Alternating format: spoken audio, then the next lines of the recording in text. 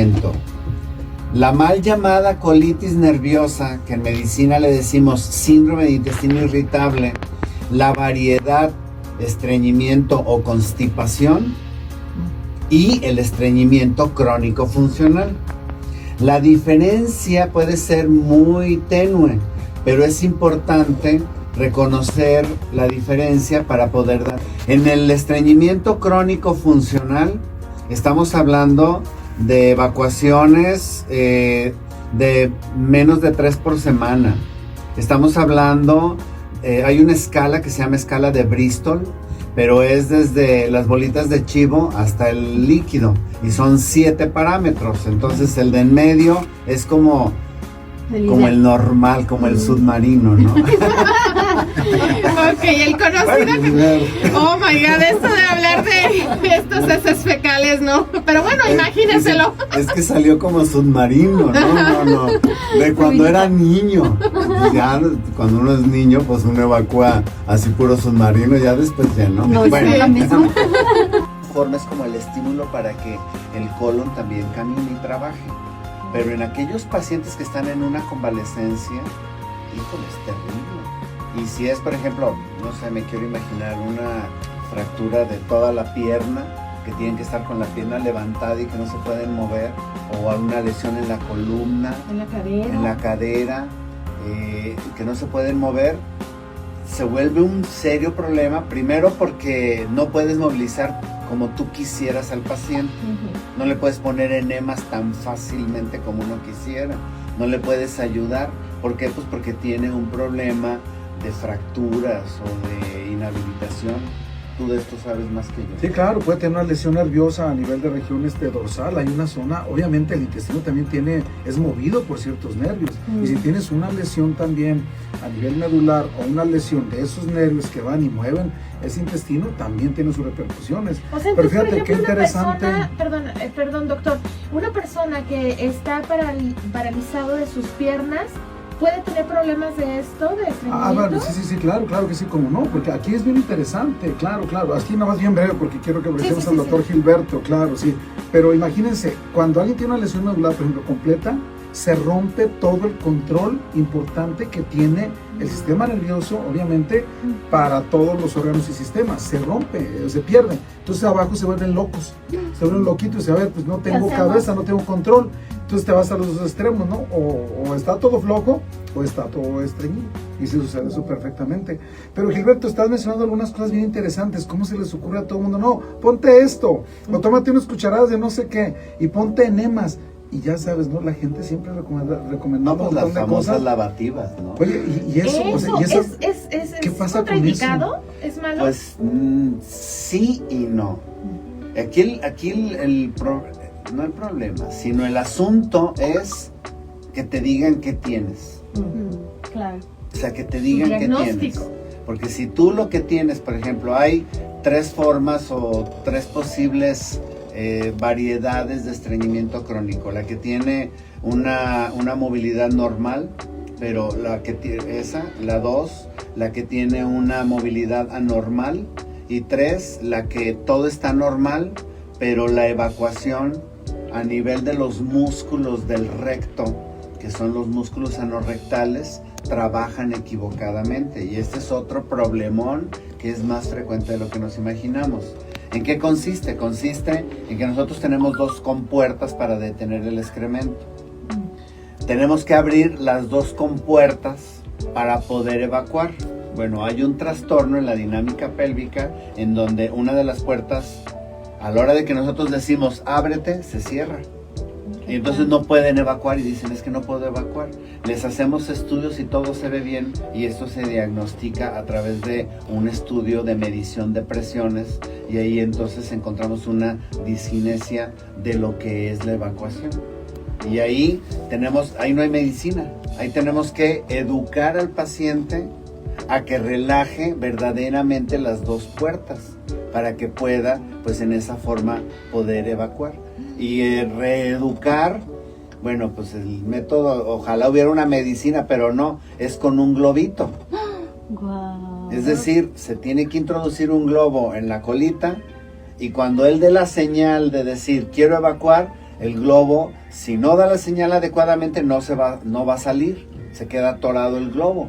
O sea, digo, es con una sonda, ¿no? No Sí, crean sí, que está sí, el globito sí, nada que es más un globo. así. Ajá. Y es un globo infladote, ¿no? Es un globito. Aprendiendo, eso se llama enseñanza feedback, es decir, el mismo paciente dice, es que estoy apretando en lugar de relajar. Y poco a poco va aprendiendo hasta que ya puede hacer pequeños cambios. Por ejemplo, si me voy a comer un jugo de naranja, cómete la naranja completa con todo y el gabazo. Ese es como un ejemplo muy sencillo. Otro, la papa, pues no le quites la cáscara, nada más pues lávala muy bien, pero cómete con todo y la papa. Trata de que sea trigo integral, que sea harina integral, o sea, pequeños cambios que yo puedo hacer y lógicamente comer, incrementar ese volumen de fibra antes de pensar en consumir fibras que tienen un problema. El problema es estimular en demasía al intestino grueso. Y el estimular en demasía al intestino grueso produce cambios estructurales en el intestino, sobre todo un problema que se llama melanosis coli. Está muy sofisticado el nombre, pero son lunares negros dentro de nuestro intestino grueso, pero se llama melanosis coli, que se ha visto que tienen una predisposición, digo, no que todos pues, ¿verdad? Pero ya es como un puntito más para poder desarrollar el cáncer número 1 del tubo digestivo, que es el cáncer de colon. Entonces, no es bueno automedicarse con las fibras. O sea, no son tan inocuas como no son nos tan inocuas lo hacen como, pensar. como te lo hacen pensar. No, toma tu fibra y toma tu fibra. Hay fibras que sí son, ahora sí estudiadas. Por ejemplo, la fibra sintética que a mí en lo particular me ha dado mejores resultados es la metilcelulosa, que hay 2 medicamentos con este producto, que ahorita uno está medio escaso, así de que nos basamos en el otro, pero esta es como papel estraza pulverizado. O sea, imagínense, es metilcelulosa. Entonces no se absorbe, capta el agua, o sea, evita que se deshidrate la heces fecal. Bueno, hay que recordar primero cómo funciona nuestro cuerpo. Nosotros producimos líquidos que cuando nosotros comemos, el estómago produce el ácido clorhídrico en una cantidad suficiente para hacer como un licuado. Ese licuado pasa al intestino delgado en forma de líquido totalmente. Todo es líquido. Y ahí en el intestino delgado, tanto en su porción del yeyuno como del ilion, se absorben todos los elementos que nosotros necesitamos. Cuando llega al intestino grueso, llega a la parte más ancha del intestino grueso, que se llama ciego, que es parte del colon del lado derecho. Ahí es como una bolsa que recibe todo ese líquido y conforme va avanzando el excremento, una de las funciones del intestino grueso es empezar a absorber ese líquido, empezar a absorberlo, regular ciertos electrolitos. La flora bacteriana se encarga de degradar ciertos productos que no fueron absorbidos arriba, que no pueden ser degradados por nosotros. Por eso tenemos bacterias, porque bueno, no sé si ya lo hemos comentado, nosotros tenemos una flora bacteriana que nos hacen creer por los anuncios en la televisión que es una flora bacteriana súper chiquiti guau que hay que cuidarla. O sea, y el yogur y el quién sabe cuánto y todos los menjurjes que te dicen que hay que cuidarlos porque son bacterias, bueno, primorosas y amorosas. Y eso es una gran falsedad. Son bacterias muy malas que deben de estar contenidas en el intestino grueso, que solamente un porcentaje pequeño son bacterias tipo lactobacilos que nos protegen de esas bacterias malas y que desbordadas fuera del intestino grueso nos pueden matar. El ejemplo más clásico de esto es una apendicitis aguda.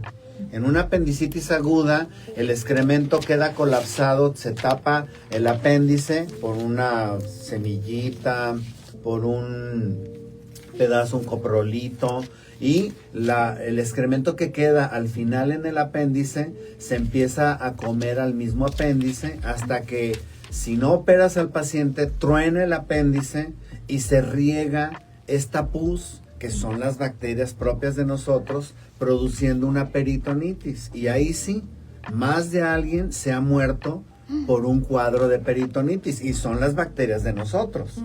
Entonces, ¿qué hacen bacterias malas dentro de nosotros? Nos ayudan en procesos digestivos que yo no puedo llevar a cabo.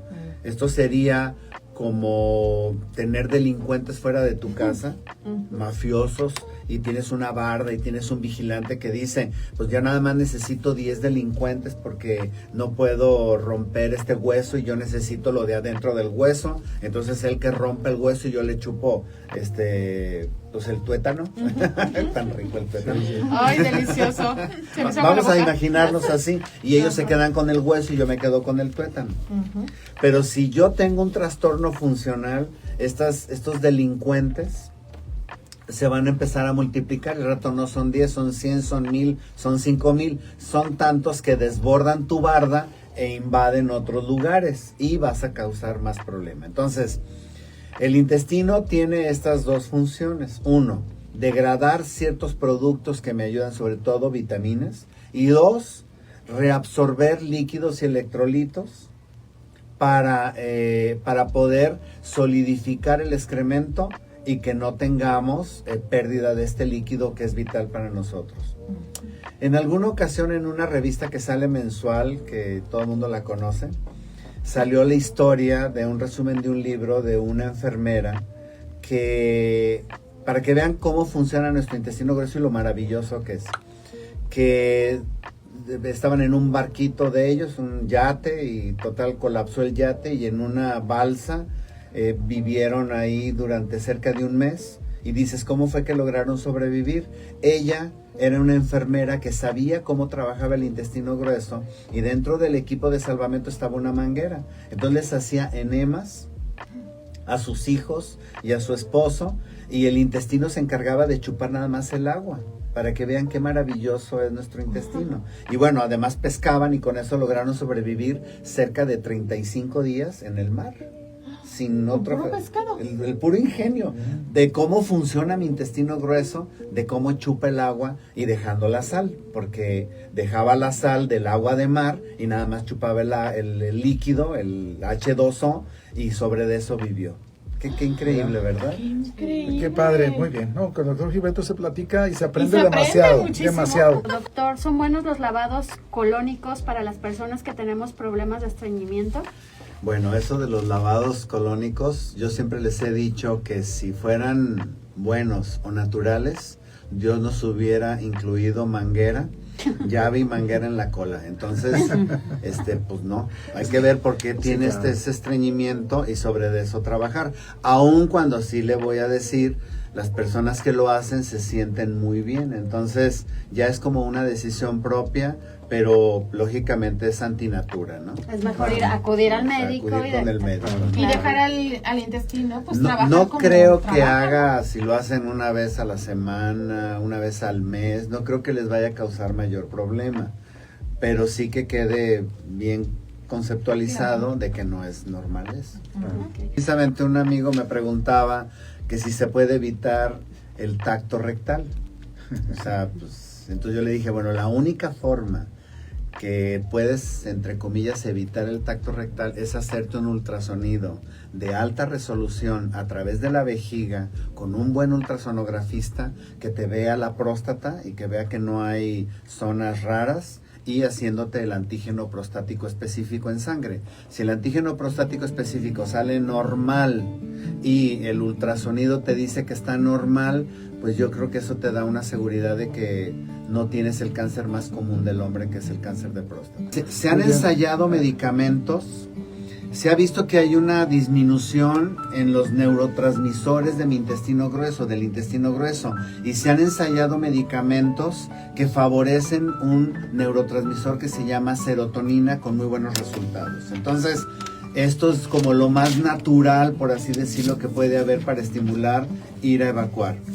Pero y hay cuando pacientes, no funciona esto, cuando no funciona y se les da las fibras adecuadas y a pesar de todo eso no hay un buen funcionamiento y en cambio encontramos una dilatación muy severa del colon, está indicada hasta la cirugía.